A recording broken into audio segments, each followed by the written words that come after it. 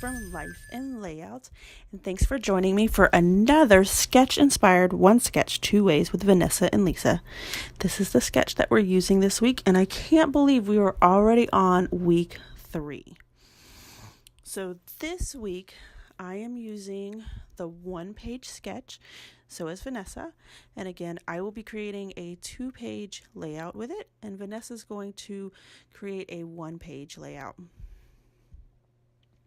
These photos are from when I went to Virginia with my boys and my boyfriend. We had a fabulous time up there for Thanksgiving, but when we take our boys on trips, we always try to do something educational with them. So we took them to the Booker T. Washington National Monument.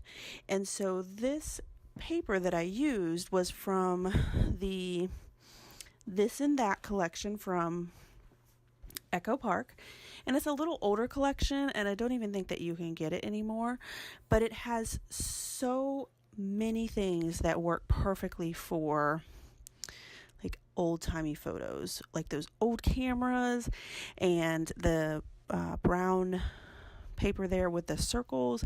It just reminds me of like an older time. So I think that this paper pairs very well with the photos that I'm going to use, and I'm so excited to show you guys some techniques that I use when I have photos that don't fit on my page, as well as other things that I purchase when I'm at certain places, and I'm able to include those along with the layout as well. So what I'm going to do is I have these photos here that I used the Project Life app to create 2x2 photos on a 4x6 photo. So I just use a collage feature, and I'm going to cut it down to a 4x4. So then you have the 4 photos there. And then I also have where I have used the Project Life app again to create 3x4 photos. And I'm going to mat them all on white cardstock because this is a very busy background. So I want to make sure that they all stand out a little bit. So now that I've matted those two, I will line them up like the sketch calls for. And so the sketch actually calls for 2 smaller photos and then a larger photo at the bottom there, and then actually some pattern paper where my like cream colored cardstock is. So I think that lays out very well there. And so this is something that I do quite often with when I have 1-page sketches that I'm trying to make into 2-page layouts. All I did was I mimicked the background for the second page, and I follow the sketch pretty closely on the left hand side. It pretty much matches the sketch. However, on the second side, I just made it work for the photos that I had. And I love making grid styles. I think that helps a lot when you have tons of photos. It lets them stand out a little bit. So let me tell you a little bit about the Booker T. Washington Monument. It is a self-paced tour. Basically, you go in, and it is a free tour that you can go on, and it's just really basically a huge open field, and they provide you with a map of like what the field looked like when back in 1856 when Booker T.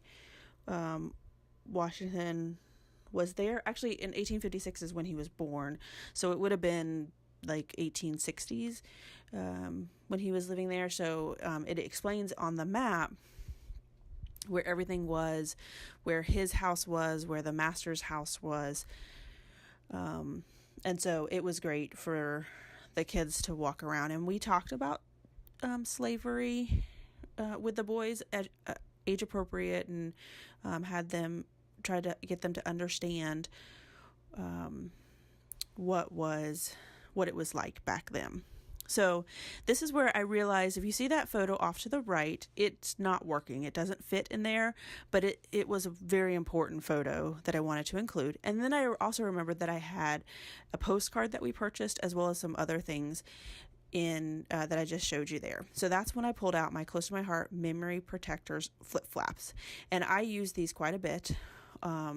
All you have to do is add them to your page protector, and you have additional spots for either pictures, if you have memorabilia like I did with the postcard that I had purchased, as well as I have some hidden journaling end up on the page. So in the far left or far right hand corner, that photo where it's kind of a dark photo, but you can see the fan at the top.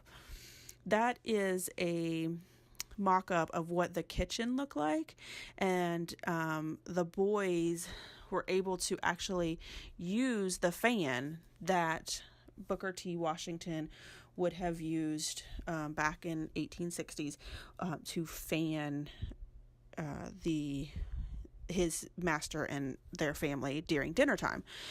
So the boys had a good time playing with that fan, and then we tried to explain to them the importance of what that meant, and what Booker T. Washington went through as a child having to do that. So we were able to explain to them that, yeah, it's fun and games because we're just playing around with it, but could you imagine doing this for, a half an hour or an hour without stopping? And it becomes very difficult at that point.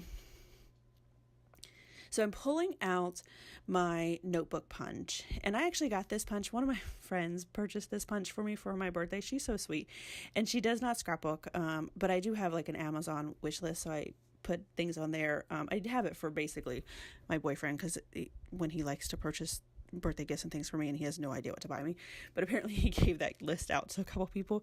So when I got it, she's not a scrapbooker, and I was like, do you know what this is? She was like, no, but it looked like it would be something fun for you to play with. So I was so excited because I had been wanting that punch for quite a while. So I used that punch, and then I like to, even though it's going to be flat in the page protector, I like to fringe it up a little bit, make it look like it had been ripped out of some paper. And so that it's actually, I cut out, or I used the punch that had words on it, so it really looks like an old piece of paper. And then what I'm going to do with this piece is I'm going to use this scallop border punch, and I'm actually going to do it on both sides, and I'm going to make sure that it doesn't line up. So if you look closely, the scallops are different on each side, and then there's a hole in the center. So when I put it back on the paper, I don't like the way it looks because the camera is what you see in the background. So I added this white sheet of paper so that the dots on there still look white, even though there's that piece underneath it that's part of the camera. So, and that just mimics the sketch there. I think in the sketch it was calling for like some type of ribbon or fringe or something. So I had just ended up using that paper there.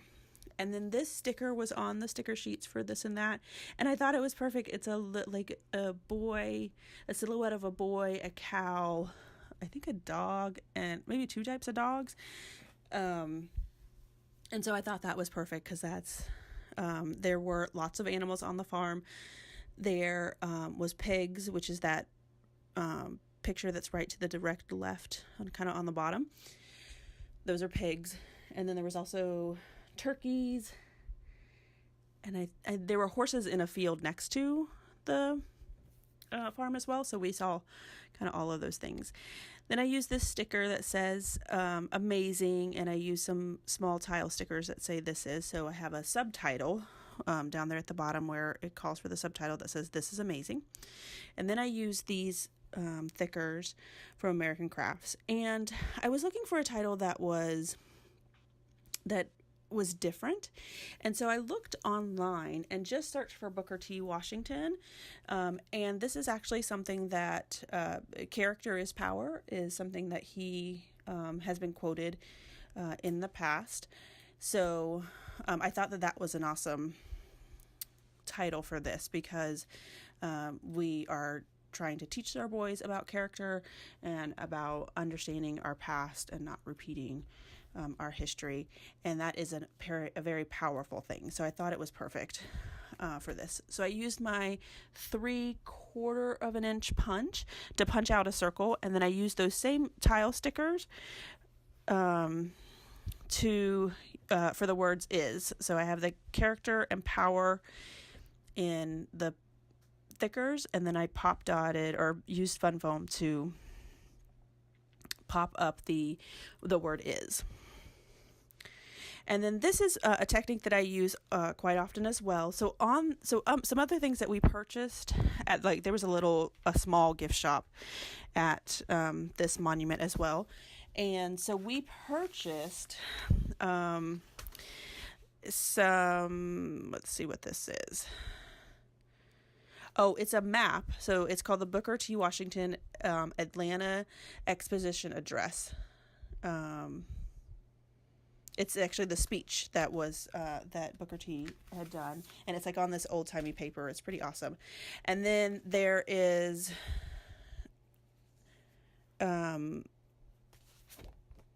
the farm that's right next to it.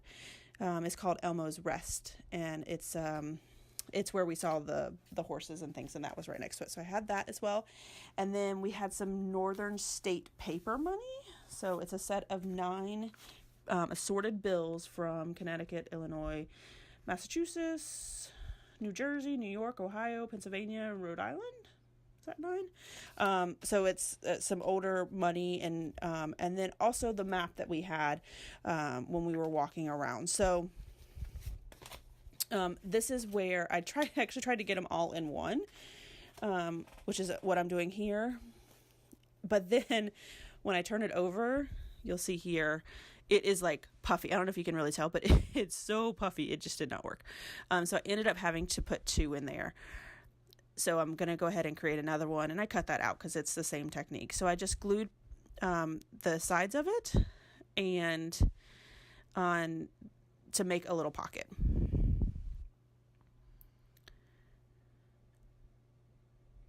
So I'm adding all of those in, and then and now it lays flat. So then just cutting out the top part there that overlaps at the top so you don't see it. So once it goes into the page protector, we'll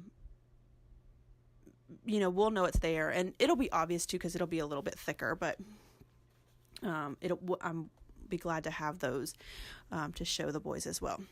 So these flip-flaps are supposed to be seamless, and you're not supposed to see glue behind it, and you can absolutely put it on the page protector without the glue, without something, but I always see the glue no matter what. So what I did was I took a strip of paper, or this is actually a sticker, and I put it down on the page, and then I cut out the part that was going to go on the flip flap so you can't see it. So that piece, the numbers, half of number 4, and then 5, and then through the numbers, and then all the way through 0 again.